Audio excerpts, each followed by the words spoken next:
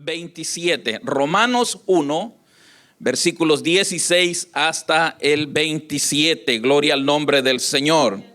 Aleluya. Cuando usted lo tenga, me responde con un fuerte amén. Bendito sea Jesús. Gloria a Jesucristo. Amén. Leemos la palabra como está escrita, honrando al Padre, al Hijo y al Espíritu Santo.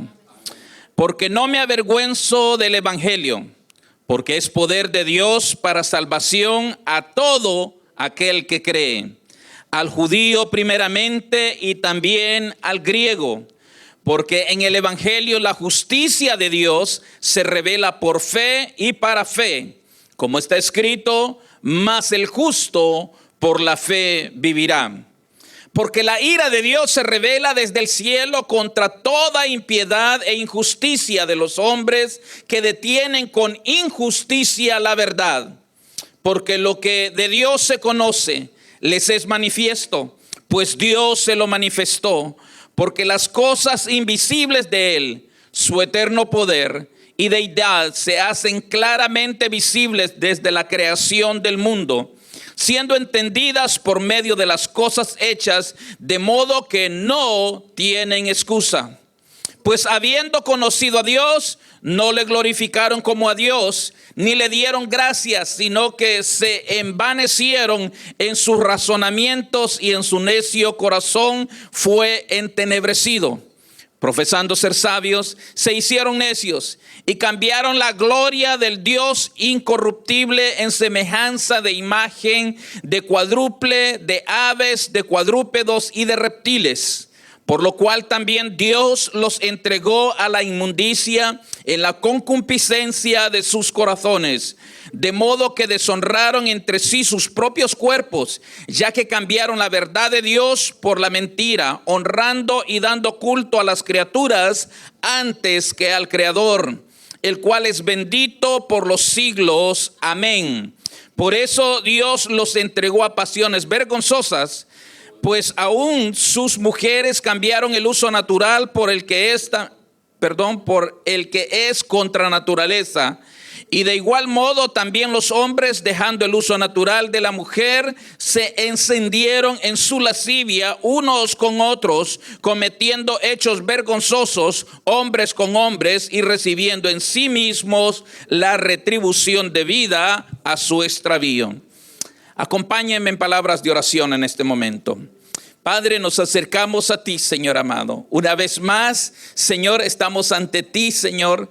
Señor, reconociendo nuestras debilidades, nuestras imperfecciones, pero al mismo tiempo sabemos, Padre, que tú sí eres perfecto, Señor, y eres todopoderoso, que tu evangelio tiene vigencia, que no hay nada, Señor amado, que no pueda ser confrontado en él, en el cual tú no salgas victorioso, Padre. Por eso en esta hora te pido que uses mis labios, Señor amado, y a tu pueblo que abras sus oídos espirituales para que este mensaje, Señor, pueda llegar a sus corazones y opere el cambio, Señor amado. Lime las asperezas, Señor amado. Libere al que está atado, sane al que está enfermo y salve al aquel que necesita la salvación, Padre. Señor, todo esto lo pedimos, Señor amado, por los méritos de tu Hijo Jesucristo nuestro Señor.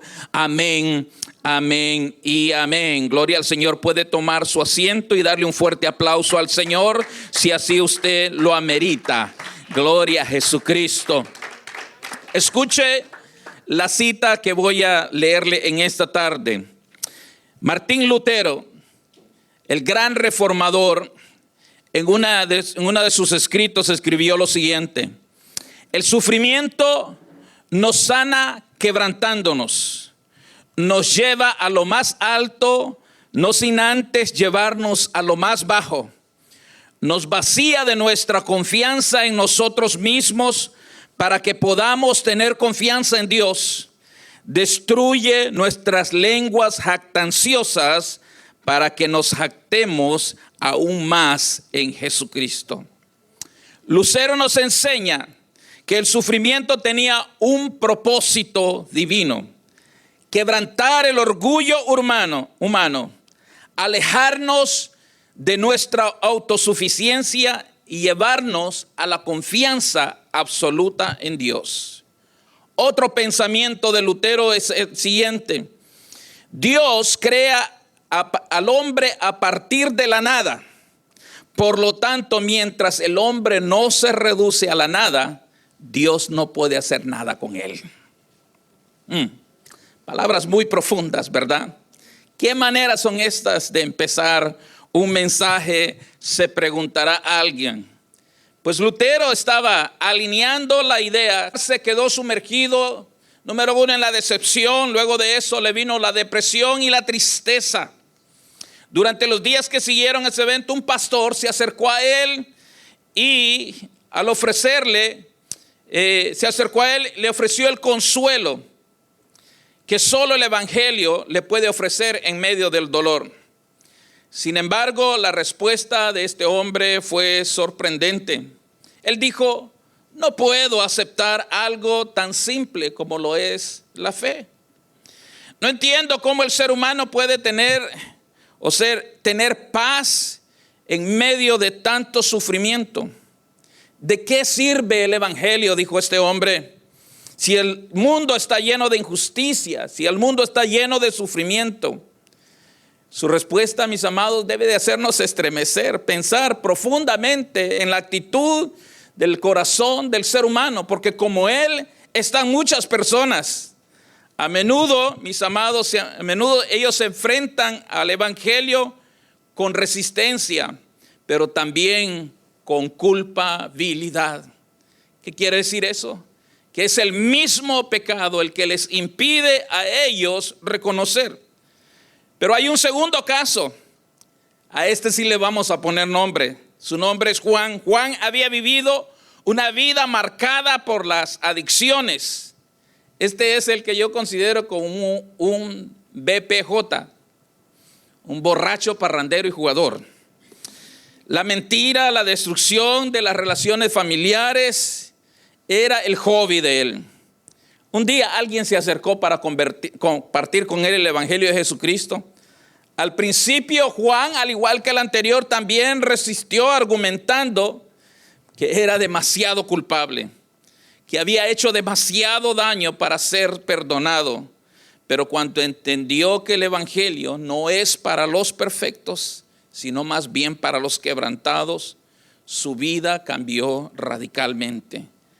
Juan sería un testimonio viviente del poder transformador del evangelio. El dilema que ahora encontramos, de la manera en que Pablo hoy, mediante la cita que hemos leído, del 16 hasta el 27, el apóstol Pablo revela lo que el evangelio hace. Muestra también, mis amados, el poder que él tiene para transformar, pero al mismo tiempo declara la culpabilidad del hombre. Como Dios tiene que hacer una exposición pública. Y esto lo digo porque muchas veces sucede delante de un público humano, pero también delante de un público divino que lo está viendo todo también. Su palabra dice que que hay una gran nube de testigos sobre nosotros. Bendito sea Jesús. El Señor viene y expone eso, y es la decisión del hombre. Es lo que el hombre, hermanos, en ese mismo momento, al ser expuesto a la luz, una u otra decisión tiene que tomar. Los primeros versículos, ¿qué dice el 16? Dice: porque no me avergüenzo del evangelio. Es poder de Dios para salvación a todo el que cree, al judío primeramente y también al griego. Ustedes recordarán los últimos versículos que leímos, los anteriores, la semana pasada.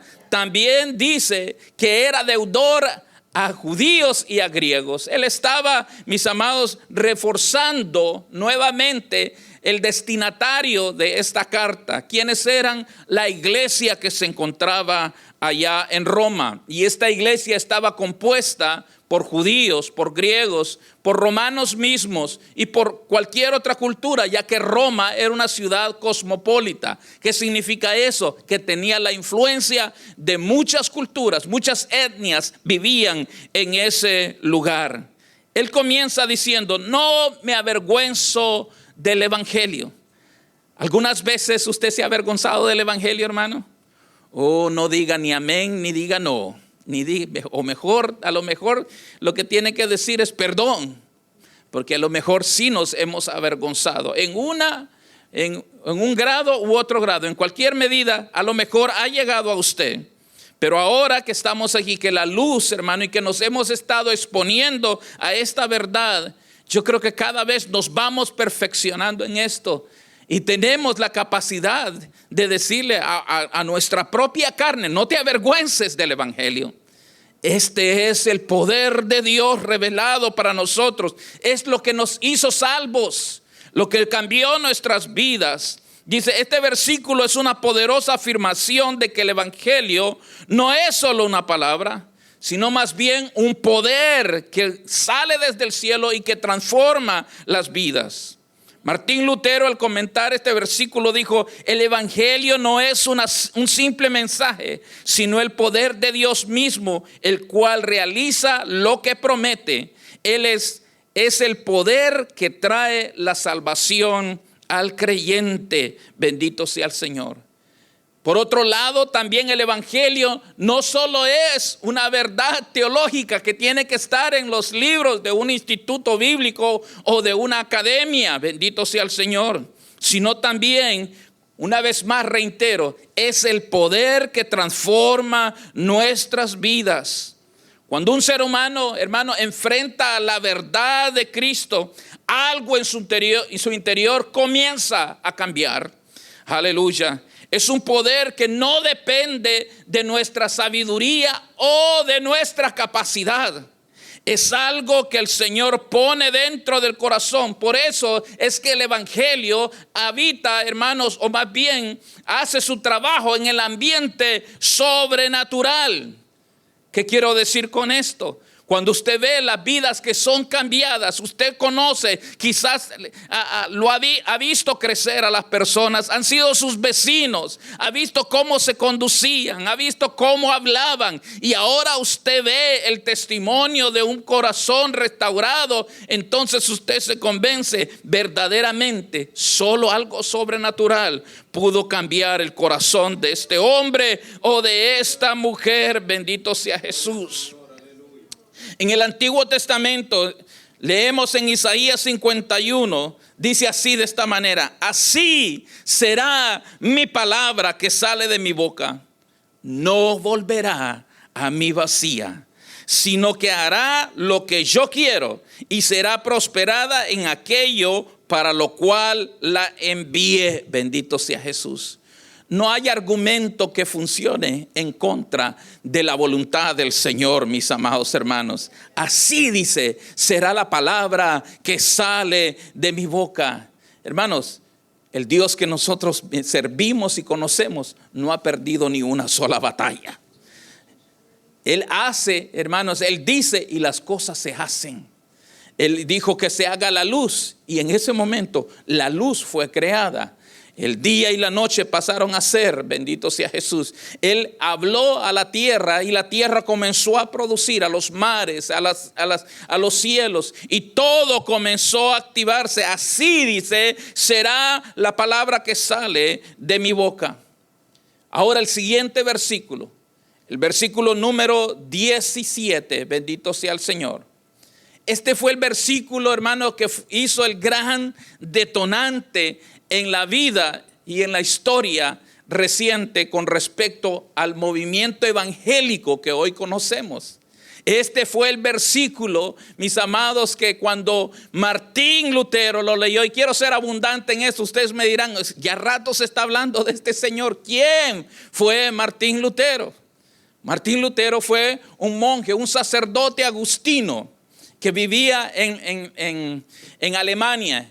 más precisamente en la ciudad de Wittenberg. En ese lugar él servía como maestro, como sacerdote en un monasterio de aquella Europa de la Edad Media. Este hombre pasaba atormentado día y noche con la inseguridad de su salvación. Él, mis amados, reclamaba día y noche, oraba y se confesaba casi que a diario. Aquellos hermanos que eran sus confesores se habían cansado de tenerle porque él insistía constantemente, porque él no sentía la seguridad de la salvación. Y una buena noche, la visitación del Espíritu Santo en aquella alcoba, en aquella fría alcoba en la que ella se encontraba, vino y leyó las palabras que voy a leerle en este momento. Porque en el Evangelio la justicia de Dios se revela por fe y para fe, como está escrito, mas el justo por la fe vivirá. Bendito sea el nombre del Señor. Muchas veces, mis amados hermanos, queremos sostenernos por nuestros propios medios. La duda acerca de la seguridad de la salud.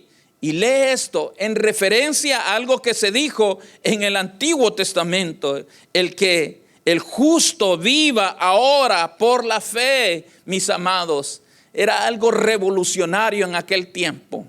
Porque para poder usted obtener la salvación, usted tenía que pagar una indulgencia. Esta, hermanos, se tenía que depositar a manera de una ofrenda monetaria. Se tenía, hermano, que tener el reconocimiento del sacerdote y aún del papa para poder estar seguro de la salvación. Porque eran atormentados todo el tiempo con la inseguridad de la salvación. Y como si esto fuera poco, después de la muerte se inventaron una doctrina, la llamada doctrina del purgatorio, de la cual, hermanos, también se podía salir. Guess how? Adivinen cómo. Dando otra ofrenda. ¿En qué momento, hermanos? ¿En qué tiempo se corrompió tanto el evangelio? Porque aún y a pesar de todo esto, no vamos a negar, esa era la iglesia de Dios. No había otra. No existía otra. La corrupción había llegado, hermanos, y el degradamiento a causa de del no estudio de la palabra del Señor. Porque las palabras, las Biblias estaban encadenadas a los púlpitos. Era un grupo selecto nada más que tenía el derecho de poder leer la Biblia. Ahora le pregunto a usted, ¿cuántas Biblias tiene usted en su casa? Algunos tienen más de una, hermanos. Tienen diferentes versiones, ilustradas, con explicación, hermano, y con devocionales ya hechos. Por lo menos ese es el caso de mi casa. Hay cuántas Biblias. En cualquier lugar de mi casa usted se puede encontrar una Biblia. Estamos tan llenos de ellas, mis hermanos, que muchas veces de tantas que tenemos no leemos ni una. Y eso fue, mis amados hermanos, si tuvieran una excusa aquella generación, era porque no tenían una Biblia. Ahora, ¿qué excusa tiene usted? ¿Cuál es la excusa que tengo yo si la Biblia, hermanos, se está predicando, hermanos, a través de muchos canales, la radio, la televisión, el internet y tantos medios que ahora existen? Pero mis amados, todo tiene un principio y todo tiene una chispa encendida de parte del Señor. Para Martín Lutero, hermano, fue un acto de liberación el escuchar que verdaderamente sí, dice, la justicia de Dios se revela por fe y para fe. Y él era el gran temor, hermanos, de que un día tenía que enfrentar la justicia de Dios. Porque Dios es justo, hermanos. Dios no puede ser sobornado. No es como los jueces, hermanos, terrenales que pueden ser influidos. A Dios no se le puede sobornar. De la única manera, hermanos, que puedes ser acepto y pasado es cuando el Señor mismo ve sobre tu vida la sangre del Cordero. ¿Qué quiere decir eso? Que cuando Él mira la marca de la sangre sobre tu vida, la santidad, hermano, que correspondía para el Hijo, Él te la traspasa para ti. Los pecados que tú tenías son traspasados sobre Él. Mas Él herido fue por nuestros pecados, molido por nuestras transgresiones. Él viene y encuentra esto, y esto dijo: no, esto no me puedo quedar yo con esto. Esto voy a tener que traerlo. En ningún momento la intención de Martín Lutero era dividir la iglesia. No era esa su intención. Él simplemente quería tener un debate, debatir ideas y traer la luz que le había iluminado a él, ahora traerla, porque estos eran los tiempos de las tinieblas. Esta era la oscuridad. Esta era la Edad Media. Esta era, hermanos, donde, hermanos, se necesitaba. ¿Y qué tantas cosas marcaron esas épocas, hermanos? Porque es en esas fechas donde también comienza el renacimiento. ¿Qué iba a pensar, hermanos, Martín Lutero? Estamos hablando del año 1517, que aproximadamente 1480 años atrás, un anciano, hermanos, estaba escribiendo estas palabras, y era el apóstol Pablo. Ahora llegaba este manuscrito hasta sus manos, y ahora, hermanos, sus ojos, hermanos, él miraba cómo estas letras saltaban en él de la palabra, para traer a su vida, hermanos, la salvación misma, la seguridad de la salvación. Bendito sea el nombre de Jesús. Aleluya. La justicia de Dios, mis amados, si bien es cierto, viene, está presente, pero vendrá, hermanos, aún con mayor fuerza sobre la tierra. ¿Y qué hará? Número uno, levantará a los suyos. Porque aquí dice: los que durmieron no se quedarán dormidos. Al sonar de la trompeta, dice que se levantarán, y nosotros no los pereceremos, Señor, sino que después de eso también nosotros seremos arrebatados, dice su palabra. Bendito sea el nombre de Jesús. Aleluya. El justo por la fe vivirá. ¿Cómo alcanzo yo vivir por fe, mis amados hermanos? ¿Ha oído el dicho: nadie vive del arte? Pues no, sí, hay gente que vive del arte, que son tan buenos para el arte, mis amados. Pero el cristiano ahora vive por la fe, por la seguridad. Porque aquel que nos prometió es un Dios, mis amados, que cumple. Bendito sea el nombre de Jesús, aleluya. Este concepto lo afirmó Habacuc. Habacuc dijo: aquí dice que aquel cuya alma no es recta se enorgullece, pero el justo, dice, por la fe vivirá. Bendito sea Jesús, aleluya. La justicia de Dios no se alcanza a través de nuestras acciones, sino por la fe. Su provisión salvadora, su misericordia sobre nuestras vidas. Bendito sea el Señor. El libro de Efesios nos dice, en el capítulo 2, versículos 8 y 9, dice: porque por gracia sois, ¿qué? Salvos. No por obras, ¿verdad? Para que nadie se gloríe. Este es un regalo divino de Dios. El hombre no puede ganarse a través de ningún esfuerzo. Sin embargo, esta gran provisión y esta gran noticia, este gran regalo que el Señor ha dado, hermanos, como miramos al principio, los dos escenarios, encuentra resistencia y oposición en el hombre y la mujer. La rebelión y la culpabilidad del hombre, hermanos, impide muchas veces que el trabajo de Dios se desarrolle sobre ellos. En los versículos desde el 18 hasta el 21, ¿por qué no lo leemos? Porque la ira de Dios, dice, se revela desde el cielo contra toda impiedad e injusticia de los hombres que detienen con injusticia la verdad. Porque lo que de Dios se conoce les es manifiesto, pues Dios se lo manifestó, pues las cosas invisibles de Él, su eterno poder y deidad, se hacen claramente visibles desde la creación del mundo, siendo entendidas por medio de las cosas hechas, de modo que no tienen excusas, pues habiendo conocido a Dios, no le glorificaron como a Dios, ni le dieron gracias, sino que se envanecieron en sus razonamientos, y su corazón fue entenebrecido. Bendito sea el Señor. Dice, la justicia de Dios o la ira de Dios se revela desde el cielo. Mis amados, hay contraposición entre la santidad y lo que no es santo, entre la luz y las tinieblas. Hay una contraposición. Jesucristo lo dijo de esta manera: no se puede mezclar. ¿Alguna vez usted ha intentado mezclar el agua y el aceite? Es difícil.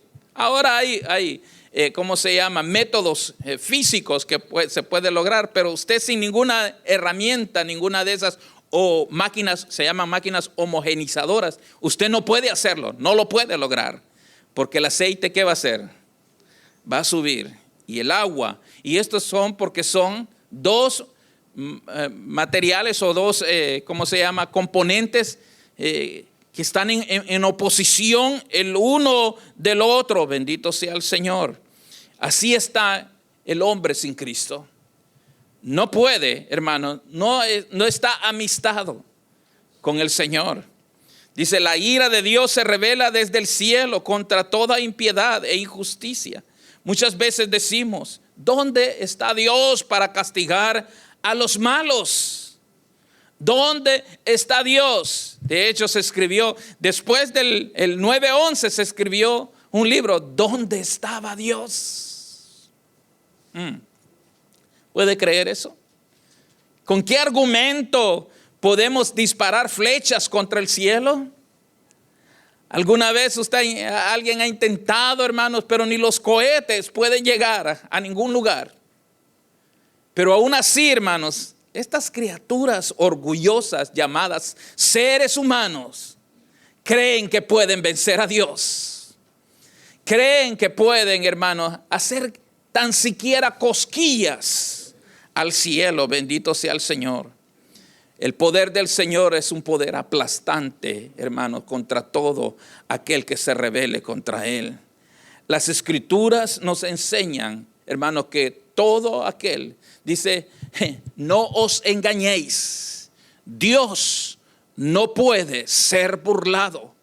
Todo lo que el hombre sembrare, eso también segará. ¿Alguna vez te has preguntado qué estás sembrando, hermano? El dicho dice, siembra vientos y cosecharás tempestades. Oh, cuidado con los vientecitos. No quieres una tempestad sobre tu vida, bendito sea el Señor. Porque si el diablo se levantare, hermanos, levantare su mano contra ti, el Señor se la baja. Pero si el Señor levantara su mano contra ti, ¿quién le bajará la mano al Señor? Nada puede hacerlo, bendito sea Jesús. Es manifiesto, se conoció el carácter de los hombres de aquel tiempo y de los de este tiempo también, bendito sea el Señor. Mis amados, estamos viviendo tiempos donde esta palabra se hace verdaderamente algo que es indudable, está enfrente de nosotros. La moralidad, hermanos, ha caído a extremos, hermanos, donde la confusión entre las personas es bien tremenda. Ahora, hermanos, solo basta con decir, o por lo menos hasta hace unos tiempos, la gente se estaba autopercibiendo hasta como que si fueran gatos. Ellos decían, hermano, hay personas que se denominaban, bueno, usted ya sabe, el transgenerismo, donde hay una equivocación El problema es un problema mental. Y estas gentes, hermanos, con problemas verdaderamente mentales y endemoniadas, porque no le podemos llamar de otra manera, están influyendo a las nuevas generaciones. ¿Cómo es posible, mis amados, que en muchas familias, hermanos, hayan casos repetitivos, no solo de uno, sino de todo un grupo de familias en la misma condición? Esto es algo, hermanos, que verdaderamente es algo demoníaco. No se le puede llamar de otra manera. Bendito sea Jesús. Y esto ha sido manifestado y hermanos, no crean que Dios está ignorando estas cosas. No crean que no ha subido hacia Él todas estas cosas. Si subió allá en el capítulo 19 de Génesis lo que hacía Sodoma y Gomorra en aquel tiempo, hermanos, también lo que está sucediendo en este momento está subiendo delante del Señor.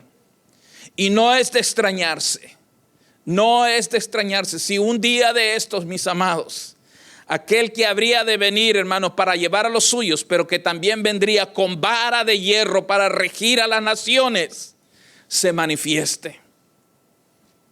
Dirá usted, pastor, ¿cuándo va a suceder esto? No me pregunte, no lo sé. Ojalá y supiera y previniera a muchos. Bueno, de hecho, eso es lo que estoy haciendo en este momento. Prevenirles, hermanos, de que caigan en manos de un Dios vivo. Bendito sea el nombre de Jesús.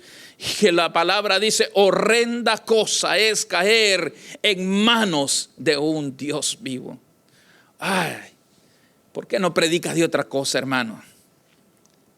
Perdón, pero eso nos tocó en este día. Estamos siguiendo, hermanos, un tipo de predicación expositiva donde queremos ir verso por verso. Y el Señor me ha demandado a mí que tengo que predicar toda la palabra. Porque eso dice que prediquemos toda la palabra, que no dejemos esas cosas. No se trata, hermanos, de todo el tiempo estar diciéndote y poniéndote la palma detrás de tu hombro y decir y acomodarte a la situación en que estés. Se trata de llamar las cosas por su propio nombre. El hombre, por su naturaleza, no quiere escuchar la verdad, hermanos. Hermanos, es mejor vivir en una mentira, en una irrealidad, hermanos, en un mundo ficticio, donde no exista el cielo ni exista Dios, porque al no existir Dios, entonces no hay quien me juzgue. Pero noticia de última hora, Cristo vive. Cristo vive y Cristo viene, y viene pronto, dice su palabra. Bendito sea el nombre del Señor. Jeremías lo dijo de esta manera: engañoso es el corazón, más que todas las cosas, y perverso. ¿Quién lo conocerá? ¿Sabes quién lo conoce? Dios. Ante Él estamos desnudos, bendito sea el nombre de Jesús. La culpabilidad del hombre reside en su naturaleza caída. Eso es lo que lo lleva a rechazar la existencia de Dios. A pesar de que claramente, dice aquí, dice, Dios se manifestó, dice, porque las cosas invisibles de Él, su eterno poder, su deidad, se hacen claramente visibles desde la creación, siendo entendidas por medio de las cosas hechas, de modo, dice, que no tienen excusa. ¿Alguna vez usted se ha preguntado, hermanos, qué pasó, qué pasaría con los antepasados nuestros? En el caso de los aztecas, de los mayas, de los incas, de esas civilizaciones perdidas, digámoslo así. ¿Alguna vez usted ha tenido la oportunidad de ir a algún lugar de estos ruinas? ¿Ha ido ahí a verla eso? Ellos tenían un sistema religioso sacrificial. Allí sacrificaban animales, sacrificaban, hermanos, seres humanos. Los aztecas tenían por afición, escuche bien esto, sacarle el corazón latiendo a sus víctimas. Ellos hacían eso por deporte, hermanos. Fíjense que los mayas tenían un deporte de juego de pelota. Yo estuve allí en una de esas, ya en mi país. Y el equipo perdedor, hermano, era sacrificado. Los tiraban por un despeñadero. ¿Y qué cree que pasaba al equipo vencedor, hermano? Ofrecían la sangre de los valientes también. Así que perdieran o ganaran, usted la llevaba perdida. Imagínense qué cosas. ¿Cómo es posible que estas personas, cómo pudo llegar el evangelio a ellos? ¿O de qué manera, hermanos, si alguno pudo haber sido salvo? Si usted dirá, pues el evangelio estaba allá en Medio Oriente para este tiempo, por lo menos en la época de los mayas. Ahora pregunta, ¿cómo ellos sabían acerca de hacer sacrificios? ¿Cómo ellos habían formado para ellos un sistema religioso politeísta, que quiere decir que tenían muchos dioses? ¿No es acaso por lo que la misma palabra nos está diciendo, hermanos? De que el eterno poder de Dios, las cosas invisibles, su eterno poder y su deidad se hicieron manifiestas en las cosas que ya eran visibles. ¿Sabe usted que la creación declara, hermanos, que existe un creador? Mis amados, cuando usted ve un carro, un automóvil, cuando usted ve un edificio, usted indudablemente tiene que remitirse a que hubo alguien que diseñó ese carro. Alguien, un arquitecto que comenzó a dibujar un edificio. Un ingeniero que aportó los cálculos para que esto fuera una obra, ¿verdad? Entonces, ¿por qué dudar, hermanos, que ese sol que se levanta todas las mañanas, que los árboles que nosotros vemos, que nos dan, hermanos, los frutos que necesitamos, aleluya, que las estrellas que iluminan el firmamento cuando dormimos, mis amados, no fueron la hechura de alguien supremamente inteligente? Imagínese usted, mis amados hermanos, si nos preguntásemos, cada uno de nosotros nos vemos en una estabilidad en este momento. Estamos sentados aquí, probablemente usted se está moviendo porque está nervioso quizás. Pero ¿sabe usted que estamos recorriendo, hermanos? La tierra está girando en su propio eje a una velocidad de no sé cuántos kilómetros por hora. Y como si esto fuera poco, mis amados, la tierra no solo gira en su propio eje, sino que está girando también alrededor del sol. Y como si esto fuera poco, hermanos, el sistema solar en el cual se encuentran los planetas que están desde Venus hasta Plutón, están girando dentro de la galaxia. Y todavía, si esto fuera poco, hermanos, la galaxia se está moviendo a miles de millones de kilómetros por hora en todo el firmamento. Así que no estamos en el mismo lugar. Cada vez estamos avanzando. Y yo creo que para nosotros, para el creyente, se está acercando cada día más a la promesa de Dios. El hombre fue, hermanos, llamado, y estas cosas fueron puestas como evidencia para ellos. Miren, hay un Dios creador. No, vienen ellos y dice que ellos prefirieron empezar a adorar a la creación y no al creador. Le llamaron al Dios al sol, le llamaron el Dios sol. Oh, en la noche sale una gran pelota, llamémosle la diosa luna. Oh, ¿qué más? ¿Qué podemos decir? Oh, el otro día miré un pichete, un reptil. Y aquí dice y lo menciona. Cambiaron la gloria por cuadrúpedos, por reptiles. ¿O no ha visto usted las obras que ellos tienen? ¿Sabe qué? Los mayas, hermanos, están rodeados de serpientes. Ellos les encantan las serpientes, cabezas de serpientes por todos lados. Qué paradójico, ¿no? ¿O qué casualidad?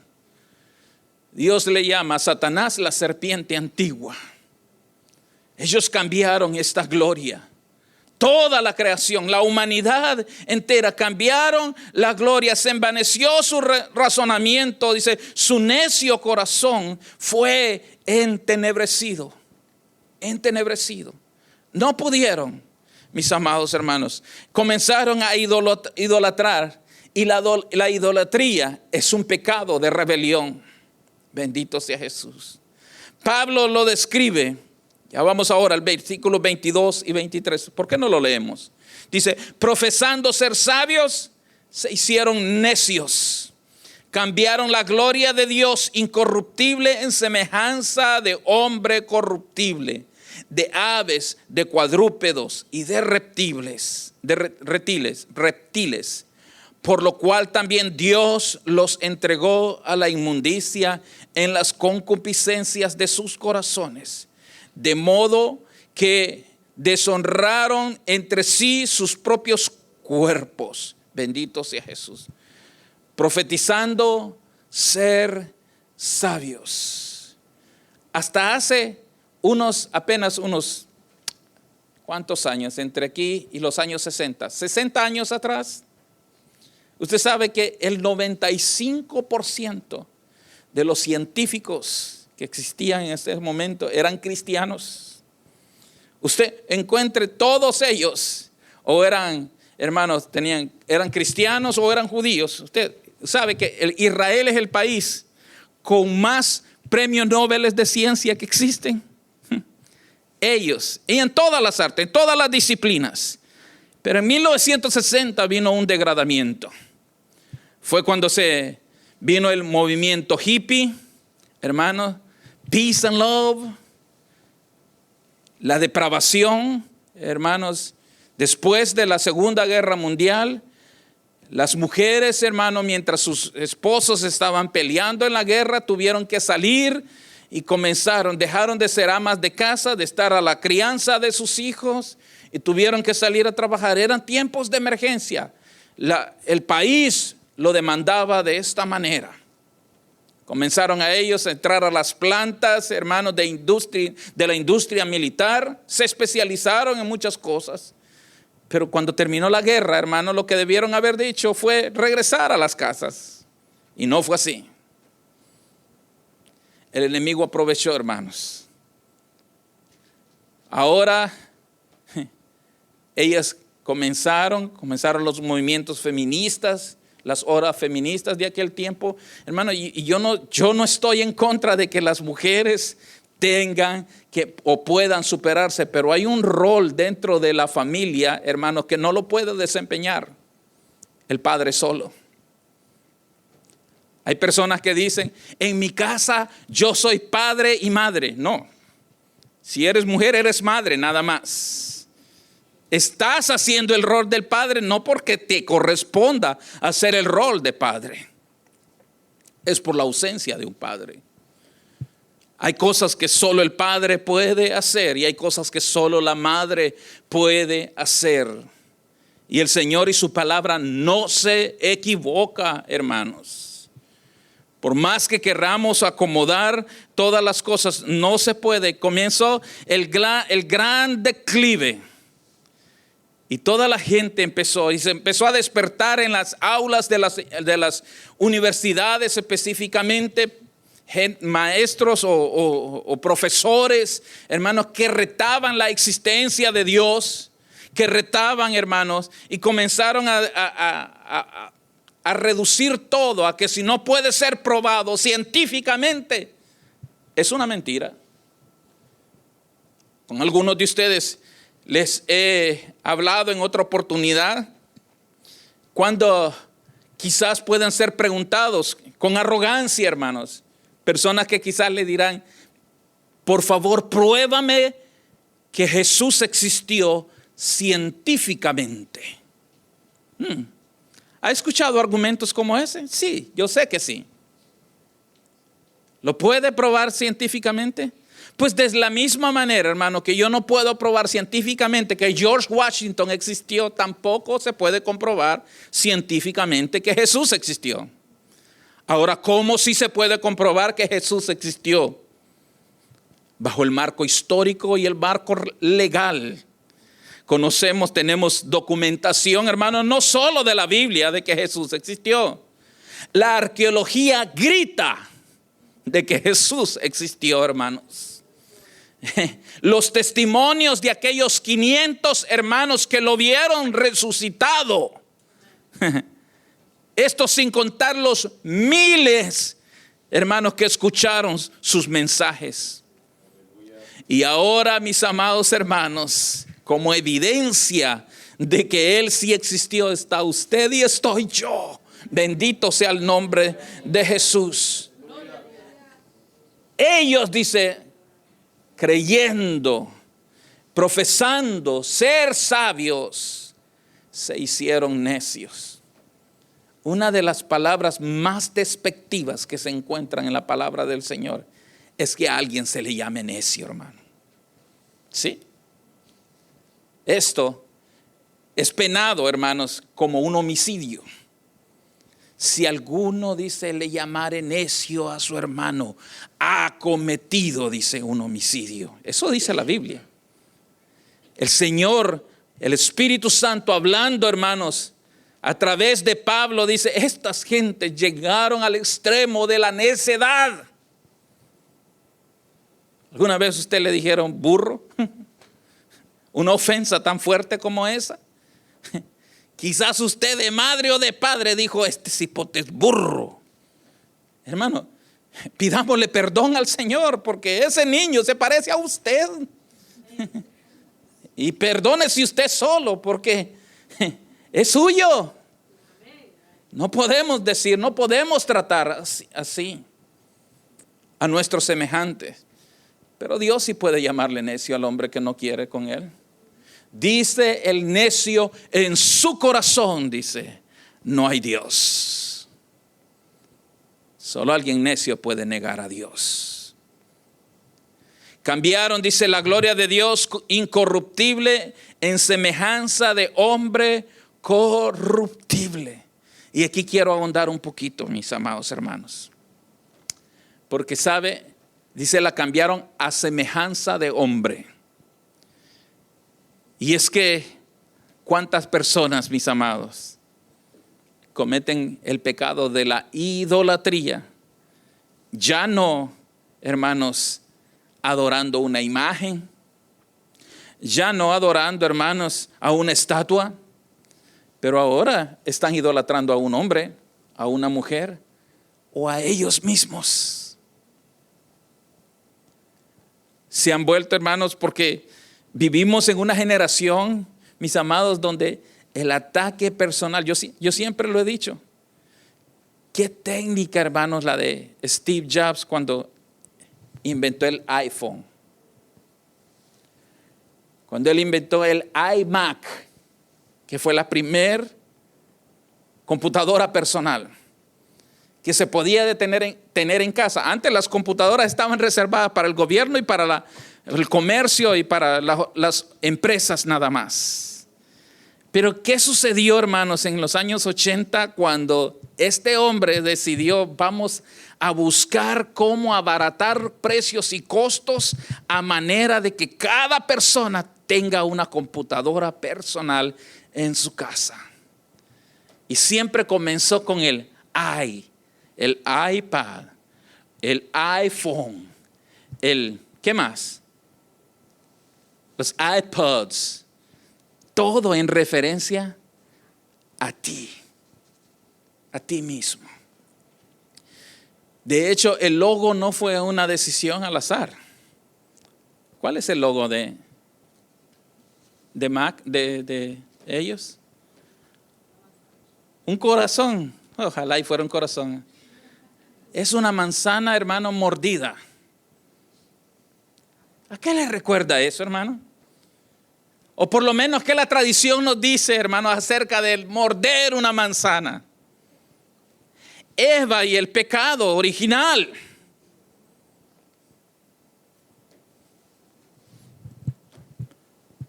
Este hombre, hermanos, yo no sé si consciente o inconsciente, ya no está con nosotros.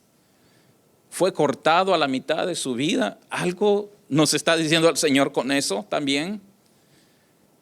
Fue el que trajo el individualismo en una sociedad que ya se estaba degradando.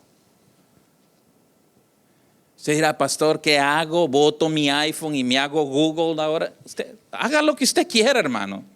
Yo simplemente soy el mensajero. No mate al mensajero. Agarre el mensaje nada más. Pero detrás de todas estas grandes cosas y de estas corporaciones se mueven muchos intereses. Y está también la mano del enemigo envuelta. Yo creo que el último que había un we, ya no existe el we, hermano. Todo es I. Me, myself, and I. Primero yo, después yo, y si hay oportunidad, tercero yo también. El individualismo. Ellos cambiaron, dice, y lo pusieron en imagen de hombre corruptible. Cuando Nabucodonosor, allá en el tiempo, cuando él, dice, se hizo aquella gran estatua. Esa estatua, hermano, no era una estatua de Dios. Esa era una estatua de sí mismo. Él se miró representado allí mismo. Eso fue lo que el sueño le reveló. Esta estatua, eso te representa a ti. Cuando soñó con aquel árbol, pues también te representa a ti, hermano. El hombre siempre ha querido ser el centro de la atención de todo. Y si no, fíjese usted, hermano, cuando usted dice, voy a checar mi schedule, voy a chequear mi agenda, voy a desarrollar mi privilegio. Es tiempo de que empezamos a decir, más es para él, es us, somos todos. No sea que nosotros estemos enarbolando, mis amados hermanos, una estatua a nosotros mismos. Los grandes dictadores, gobernantes, hermanos, están a la espera, hermanos. No quieren morirse sin antes no ver una estatua. Váyase a Corea, ahí están las grandes estatuas. Kim Jong-un, Kim Jong-il y el otro Kim también.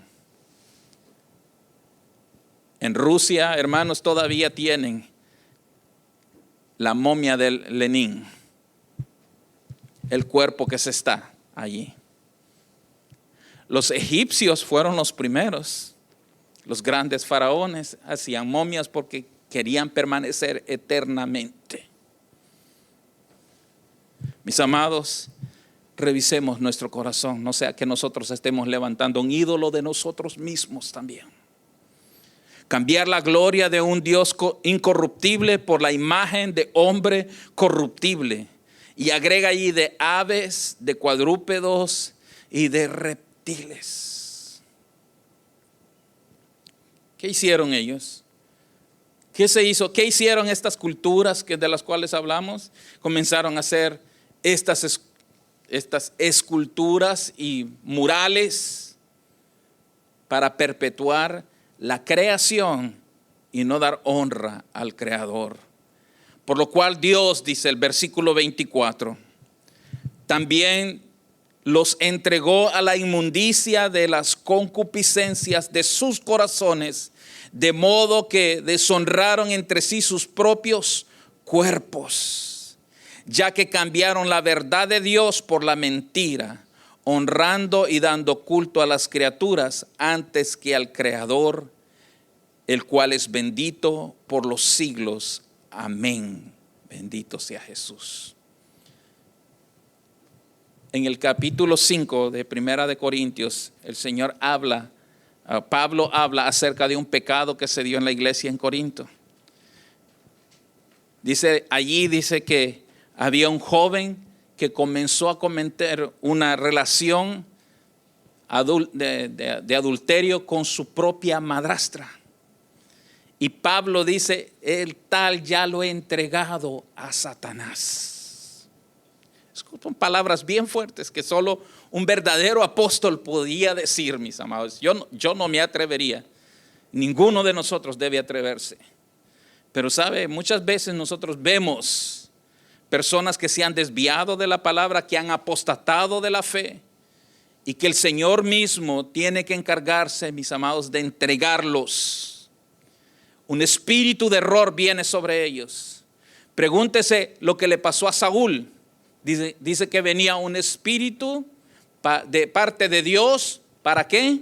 Para atormentarlo. No venía de otro lado, hermano. Era del mismo Dios. trayendo castigo, hermanos, sobre esas cosas. Y dice el Señor, dice, los ha entregado a la inmundicia en la concupiscencia. Por eso, hermanos, vemos que una agenda de lesbianismo, de homosexualidad, de transgenerismo y de tantas cosas. Hace unos días miré un video de un policía que le paró a dos personas. Y cuando le pide la licencia de conducir, le dice, no tengo licencia porque no ve mi collar, dice. Yo soy un gato. Yo soy un gato. Y los gatos no tienen licencia. Entonces, pero el policía, hermanos, con mucha diplomacia le siguió la jugada y le dijo, ok. Entonces, si eres gato, hay una campaña de vacunación en este momento, así que te vamos a llevar para que el veterinario te lleve o puedes pagar, dice, tu multa en este momento.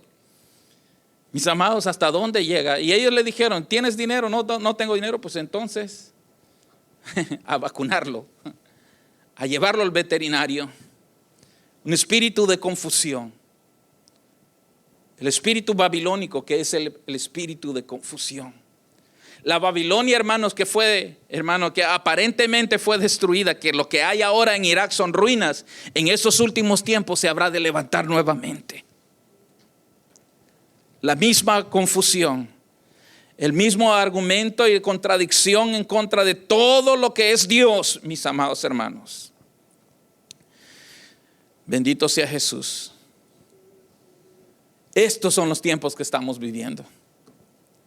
Y esta es la hora, hermanos, que en los que nosotros hemos creído, los que hemos creído, seamos la luz. Hermanos, la luz en amor también, para poder también llevar el mensaje del Señor.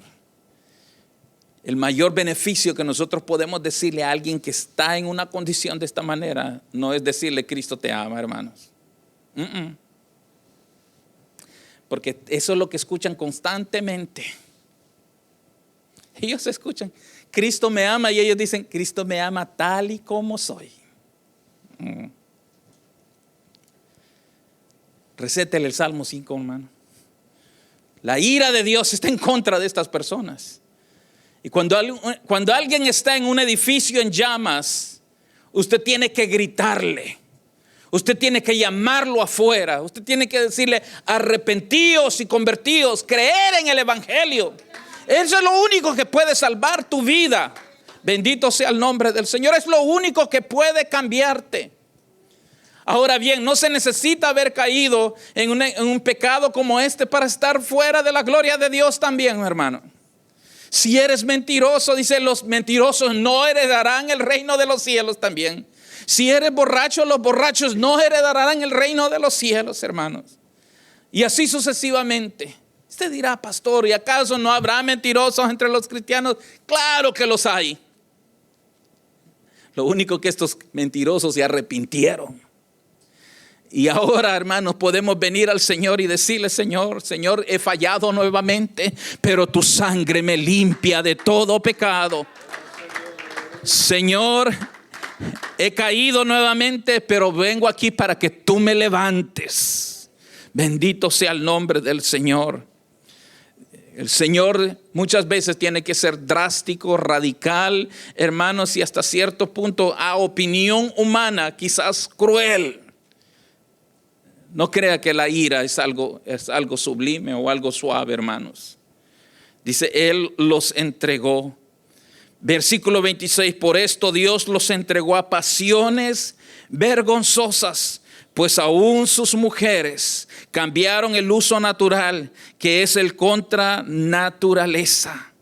Y de igual modo también los hombres, dejando el uso natural de la mujer, se encendieron en su lascivia, unos con otros, cometiendo hechos vergonzosos, hombres con hombres, y recibiendo en sí mismos la retribución debida a sus desvíos. Bendito sea el nombre de Jesús. Pablo concluye en esto, por lo menos este mensaje, que Dios los entregó.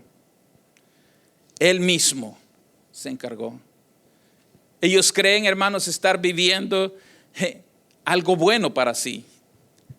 El estar viviendo en un estilo de vida como lo están haciendo, según ellos, esa es la libertad que ellos tienen. Porque en nombre de libertad y del amor, hermanos, se han cometido tantas cosas. Bendito sea Jesús. Pero la realidad es que ellos ya están viviendo el juicio de Dios aún sobre la tierra. Eso es vergonzoso, hermano, para delante del Señor. De hecho,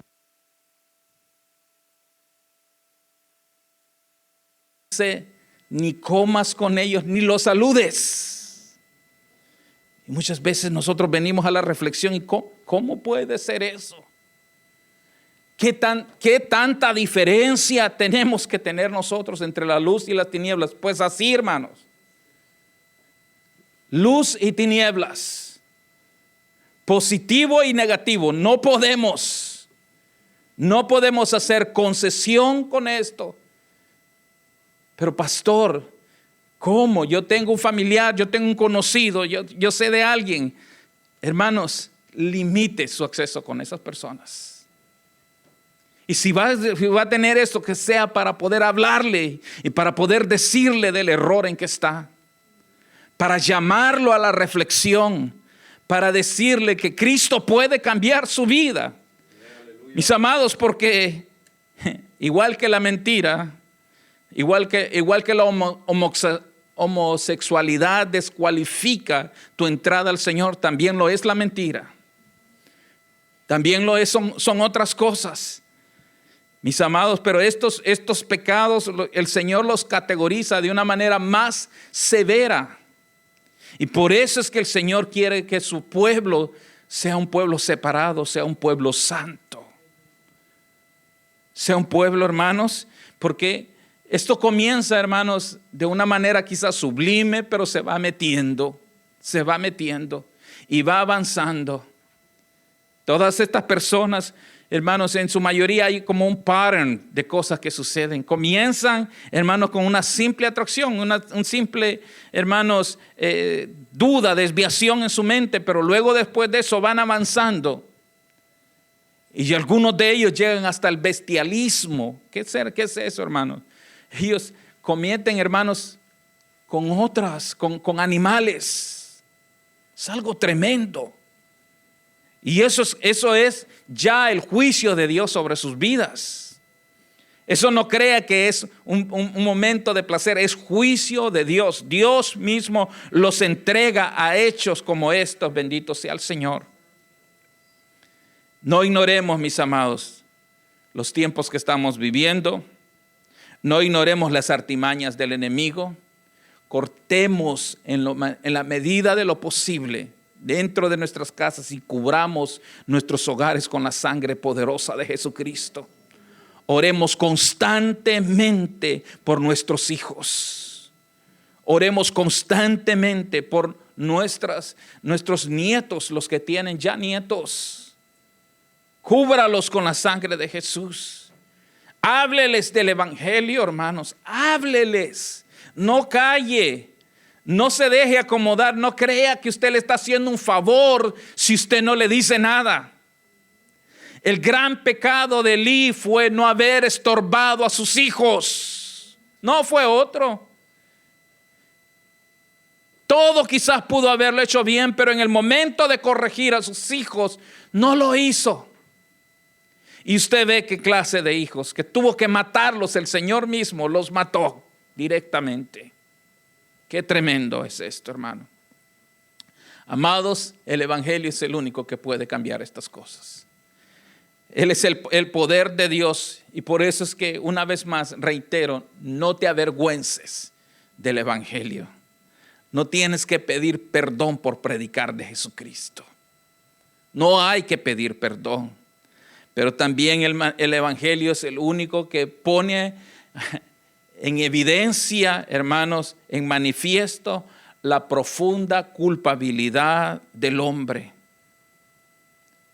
La verdad revelada desafía nuestra naturaleza caída. La desafía. Y estos son como cosas así, hermanos, porque hay un intento, revelación, hermanos, de revelarnos. Comienza, hermano, por un amor superior a nosotros mismos, y eso es idolatría. Ame más a Jesús. Enamórese más de Jesús. No diga, hermanos, en el ambiente futbolístico y de deportes, hermanos, dice, este es mi ídolo. ¡Wow! ¿Hasta dónde podemos llegar? Guardémonos. No que un artista que salió es mi ídolo. No, hermanos. Eso no puede estar ya en el vocabulario de un cristiano. No puede estar allí. Dios está cambiando estas cosas en nosotros y las seguirá cambiando. Cada vez que miremos allá afuera, hermanos, recuérdese, fue su creador quien hizo todas esas cosas. Fue el Señor que las puso como evidencia para nosotros. Él revela, hermanos, su amor, su benevolencia, pero también revela su ira y su juicio. ¿Qué quiere usted? ¿Qué deseo yo? ¿Qué desea usted para su familia? La misericordia. Tus misericordias me seguirán todos los días de mi vida, dice el salmista. Póngase sobre sus pies.